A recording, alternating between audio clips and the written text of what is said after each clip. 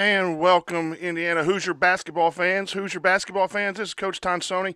It's halftime of the last non-conference game against Arkansas, where your Indiana Hoosiers are leading 38-33 in a really tough and edgy first half. Physically, mentally, a lot of jawing going on between the teams. A lot of people upset with the officials, and Al Durham is ejected for a very not smart play for a captain and for a leader of a basketball team, especially with Jerome Hunter being out with the thigh bruise and a guard rotation being a little bit low. And it happens all the time. If you watched it, there was a little bit of a bump, a pinch in the backside, and L reacted with an elbow that hit and connected to the face and was correctly called, in my opinion, a flagrant 2. It was not a basketball action. It was a retaliation for something that was done, and unfortunately officials always find the second man in situations like that.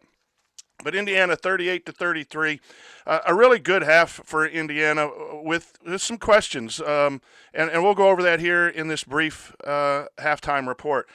Really pleased with the defensive effort, short of maybe the last 5 or 6 minutes where there were 3 or 4 baskets at the rim.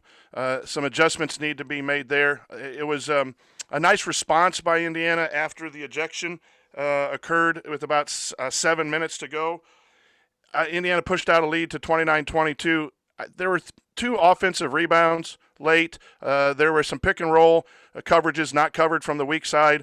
I'm not sure who was responsible for that, but there were 8 points at the rim by Arkansas to get Arkansas back into the game before Indiana hits a key 3 by Finney. So I thought defensively going into the game, we put out on the Assembly Call Twitter feed, watch the matchup at the 4, who is going to have the advantage. And you see Joey Brunk at times. You see Trace Jackson Davis out there guarding the best player, the best scorer, Jones, who's their best scorer and rebounder. I thought for the most part that did not hurt Indiana. Worried about penetration, losing 3-point shooters. The first 3 threes that Arkansas hit early in the game, one was a banked-in 3, which always seems to happen in the last few years at Indiana. It was a contested 3 that a hand was right there, and it was a deep 3 several feet behind. And they only hit one more the rest of the half. So Arkansas 4 of 14, 28.6%. That's exactly where they are on the season.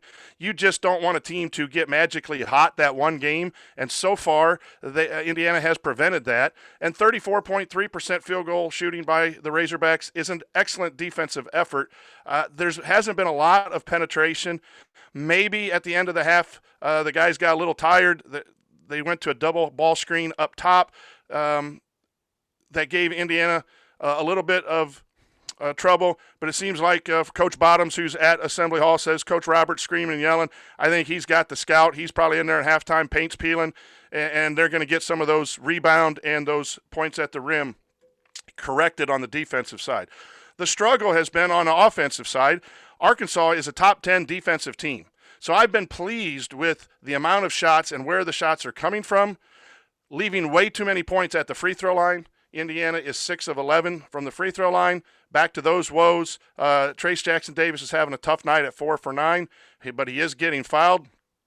Indiana's getting some good looks at the rim. They're going a little too soft. Joey Brunk's had a couple swatted, rebound miss by Demezi Anderson. Against a team that is undersized, but real quick off the ground and real quick with their hands, you've got to get good angles in the post. You got to get people on your backside, get the ball out in front of you, and score. I liked Brunk's adjustment. He went up and dunked one after getting a couple swatted. You cannot be a finesse game against this team because of how quick they are with their hands and with their feet. Several, I would say at least 4 or 5 baskets, point blank at the rim.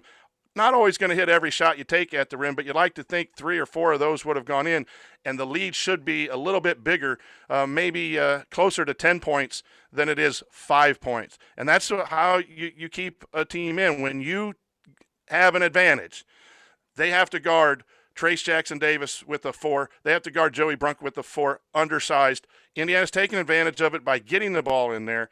They're not finishing. And Indiana has to finish at the rim almost every opportunity they have to maybe negate some hot shooting that is bound to happen in the second half. When you shoot threes, they can go in, and those are momentum changers. The other thing that Indiana needs to clean up is their passing. A few of those baskets Indiana made, passes just barely got through, throwing over the top against a zone. A nice high-low from Joey Brunk to Trace Jackson-Davis, but the weak side defense was right there, and somehow the ball got through. Those could be turnovers, and that's a 4-point swing. If the ball doesn't get to the post and it's turned over for points on the other end, that is a problem. You saw Devontae Green struggle with some of his passing. Got lucky with the tip assist. Need to tighten that up. It hasn't been bad. 6 turnovers for Indiana is acceptable, but their passing and ball handling has been a little shoddy. Credit Arkansas and their physical play and their quick hands in creating some of that. But 38 points, not bad. Probably should be in the mid-40s. And if we were sitting at 44-33, we'd really be happy. I think that our depth, although now without Durham and without Hunter and Deron Davis, again getting 2 fouls, might be somewhat limited. I think you saw Arkansas start to get worn down a little bit as the first half went. Let's hope they get worn down by about the 10-minute mark of the second half, and this is at least a 10-point lead at that point, and then take care of the basketball, gentlemen, and have an undefeated non-conference. We'll be back after the show.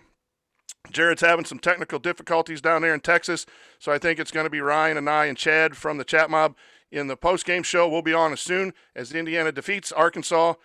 Knock on wood, Coach. We still got another half to go.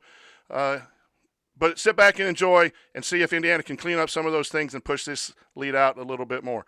Go Hoosiers. We'll see you after the game.